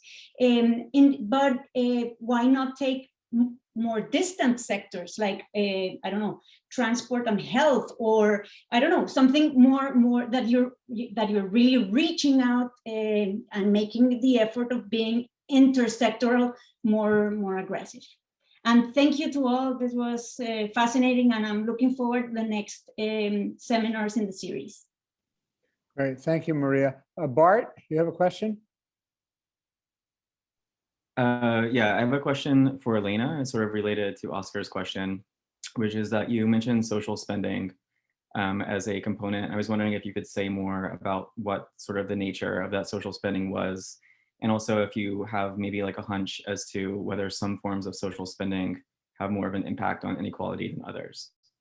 And also for David, I was wondering to what degree you see this Mexico City study as sort of representative of other Mexican cities, like based on your experience in Guadalajara, or based on, or whether this is something more exceptional. Okay, good question. Peter? Peter Zayas? Yes, first of all, I found all three presentations to be excellent. First, as a fellow PhD student, it makes me very proud of the high standard that's being set. As a layman on these issues, very interesting and well-informed. My quick question is to Cristina. Because of the safety concerns that was a reality in these communities, with the increase of the collective urban gating, did you find a corresponding increase in private policing? And my basis is, my dissertation is on police accountability and fulfilling community needs. So that's the base of my question. Great. Thank you. Good questions. Okay, well, why don't we respond on each person respond a little bit? Lena, you want to start? Sure, I'm happy to. And thank you for the comments, Oscar, and all the great questions, which in a way, I think they all relate to one another. Especially the question that Oscar raised on whether or not I'm arguing for a larger welfare state. And I think that also speaks to Bart's question around social spending.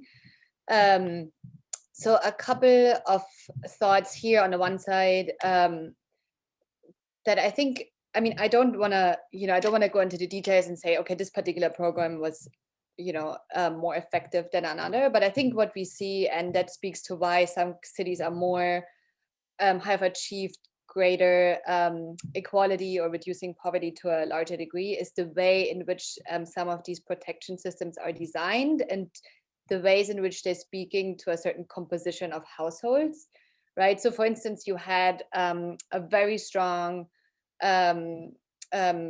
system that supported families with children that were working in the informal sector, but there was not necessarily a strong system for those without children, right? So the question is, what are some of the missing points in the systems that don't speak to those that are still falling through the cracks? And this also relates to Maria's questions about why do I still think about this dissertation for a couple of reasons, because I still work on issues around inequality, since I'm now actually an inequality researcher.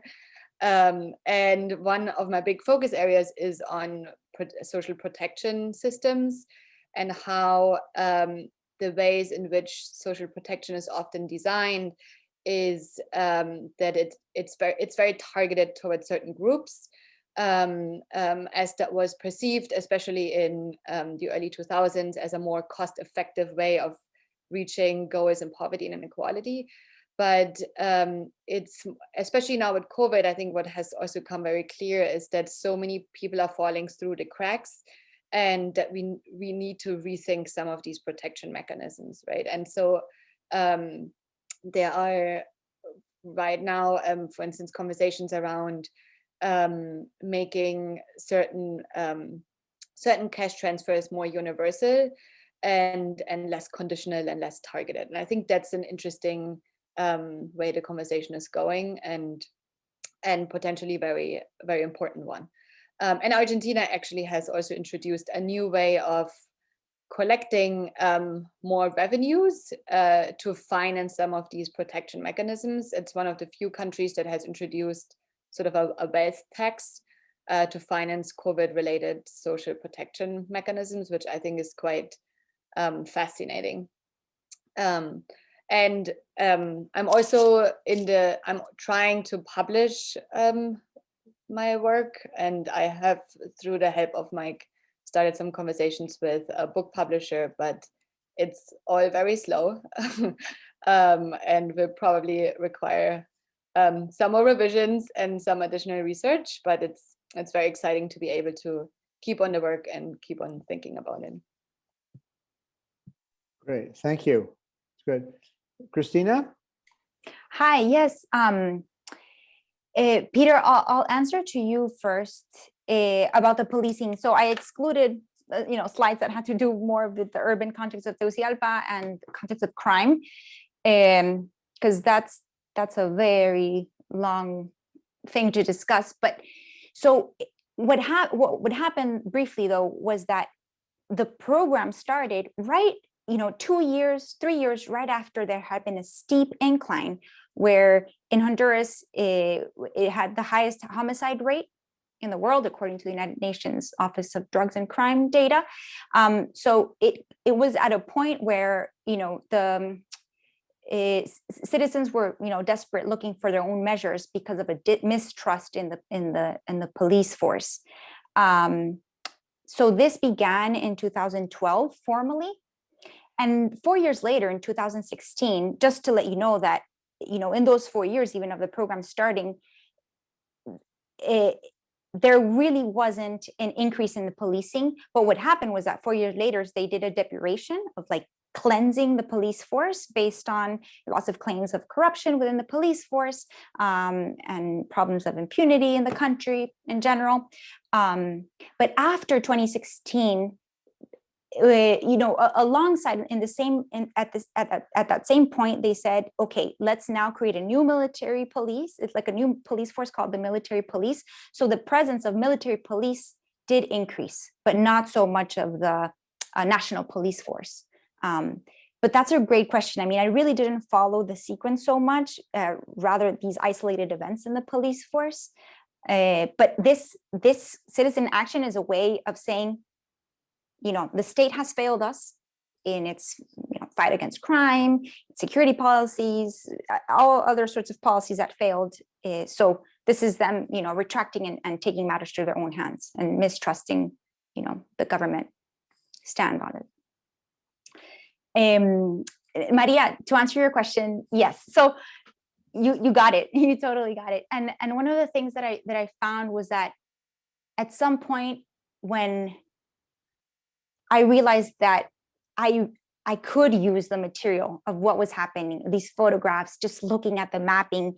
There's a part that I also excluded that I was really looking at that. I included a little bit perhaps in my dissertation, but didn't really include it as much as perhaps I had wanted to. But it was starting at the scale of the house and the protection of the house, the architecture of the house, the history of how we've protected ourselves in these domestic spaces, and then expanded onto the urban scale. So, that is kind of like my own fascination that I think I could continue in a different way. But for the dissertation, I found that as I let myself start working on the maps and operating on them and looking at it, that's where I really started enjoying it, because that's where I said, wow, this is actually fun. Because when I was stuck at lots of points with theory, conversations with the committee, I had to, to kind of take breaks from it. And obviously there were all these interruptions with COVID and everything closing. But at that point, I felt very much alone in the sense of, we're not in school anymore. And all of a sudden I'm not in the studio, I'm not drawing, I'm not doing all these other things that really kind of fulfilled me as a designer in this policy world. But as soon as I brought that back, and I actually started enjoying it again, and it got me unstuck in terms of really trying to bring in more of the policy thinking. And just a little side note, the part about bringing the design process into the policymaking process comes from our very first year in the program, from our second second year public and urban policy class with Rachel Meltzer, where we studied, policy frameworks and all of that. So yeah, it just so happened that I, by starting to do methods that I really enjoyed, I started linking back into things that like when things just start connecting. But I say go full force with your methods.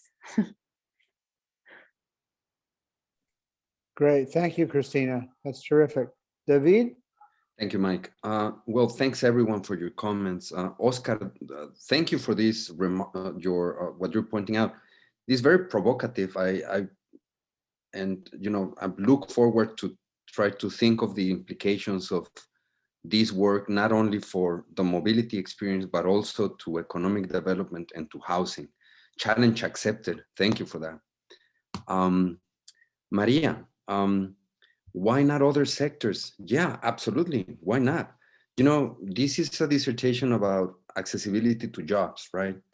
And very early in the process, working with my committee, and it became clear that I had to look at the intersection between where do people live and why do they live there? Where do people work and why do they live there? And the role of public transport infrastructure in connecting people with their jobs.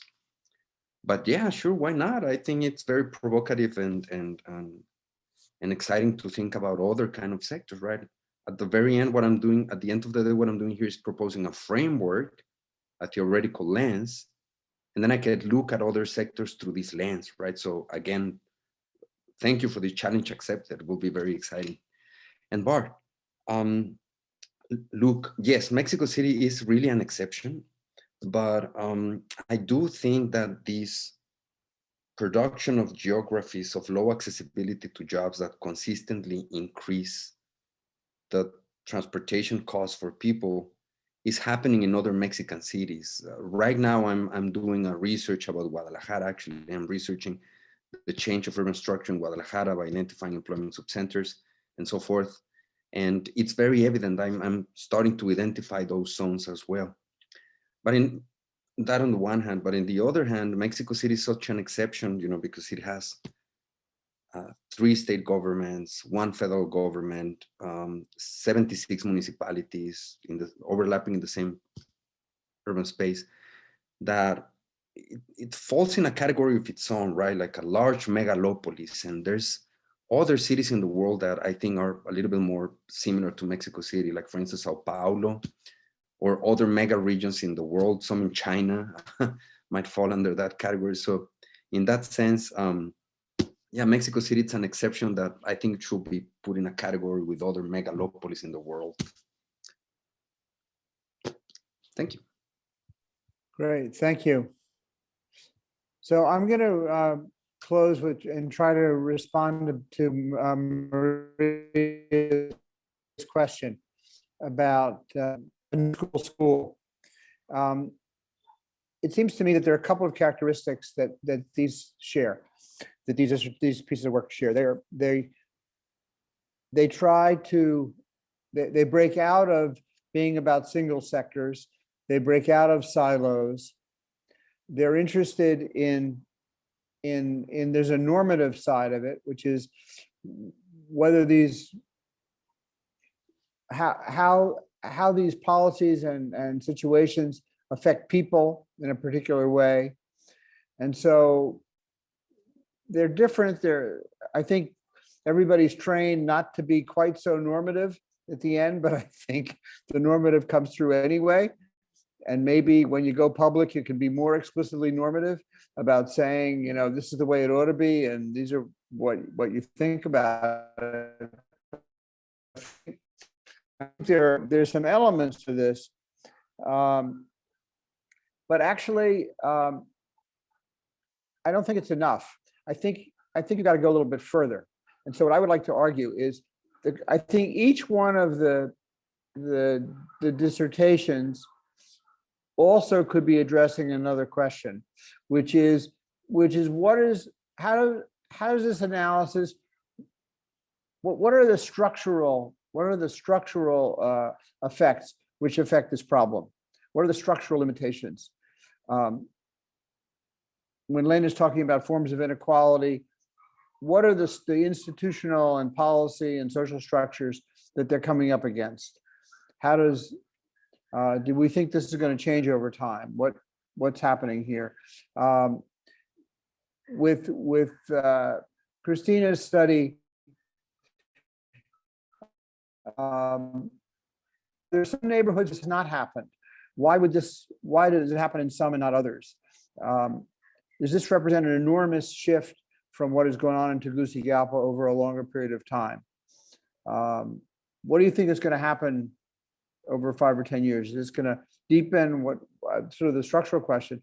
And I think David's work, I think it's very ambitious in the sense of trying to demonstrate that there are 3 sectors which produce an outcome. And I think that by looking in depth at the housing as he does, and looking in depth at employment, and looking at in depth in the mobility thing, you come up with a richer answer. So I disagree a little bit with Maria's comment saying, well, commuting has it all, because I think it's much more, David's analysis is much more developed and much methodologically in each one of these things. So that's a point. I think that the studies also, they all show how important method is. Actually, the methodology matters, and being explicit about the methods kind of tell you a lot about what you can do and what you can't do. And so that, I think we all should be sort of thinking a little bit more about that. I can't resist, but I would also kind of pose the question. So we've just had COVID, or we're just in the middle of COVID. So how does COVID change these situations? Right? Does it change the transport and relationship with housing and jobs in Mexico City? Does it change the gating? What happens in Tegucigalpa? There must be COVID. So do we want to hold people in or keep people out, or what's going on with the gating and COVID? And I spent the morning listening to people saying that COVID has increased inequality. So I wonder, for Lena, if you hypothesize about this, how would this show up? Would some cities be more amenable, would be more likely to be affected by COVID because of the structures that you found? Or are there ways in which we can connect some of these questions? And finally, I think somebody used the phrase, the production of geographies. And I think that's really interesting, because I think each one demonstrates there are different kinds of geographies, right? David's explaining geography as a result of 3 sectors operating and interacting, and the geography is a result of interaction. And Christina's doing the same thing, but in a much more localized way, focusing on a particular action, how it generates the geographies. I mean, those maps are amazing, showing and so it sort of makes me, sort of greedy. I'd like to know a little bit more what's going on inside those geographies with the new things. And of course, Lena's differentiation between the 25 places also suggests that there are going to be physical manifestations of that. And she does some of that in her dissertation, but it kind of raises questions. So I have sort of one final comment. My impression, I was very conscious of the fact that nobody really could talk about this stuff, their work, in 15 minutes. That's not possible. That's just not possible. So I don't think we should try to do that again, right? I think we should assume that it's at least a half hour, and we shouldn't, and therefore we need more time for discussion, and in order, the next time we'll maybe have some more time, or maybe a break, and if we're in person, we can pass around the wine and the beer or whatever, but we definitely need a somewhat. I don't think you could do justice to any of this work in 15 minutes, right? So I appreciate it, and so I think that's finally the thing. But I also think that it's really important that everybody shares the space, that everybody's in the space, and and I see. I hear Maria talking about it, and I look at Sandra, and I see Sandra's going to be working on her work in Bogota, and Peter and Bart is working in Puerto Rico, and it's very interesting. And I think you've got a lot to share with your mates here, you know, on what is it like to do it, and how do you change the questions? And yeah, okay, so you sleep at night, stay up at night worrying about it, or maybe even dream about it, God forbid. But, you know, I mean, there's some really interesting parts of the process that I think can be shared. So anyway, I just want to thank everybody for this our first try at this, and we'll do it again. And if anybody has suggestions, we'll try to keep going on. And thank you, Oscar, for reading things and your great comments. It's lovely to see everybody. Be well. Take care. Thank you, Mike. Thanks, everyone. Bye. Thank you everyone. all. Adios. See you. Bye. Bye. Adios. Bye-bye.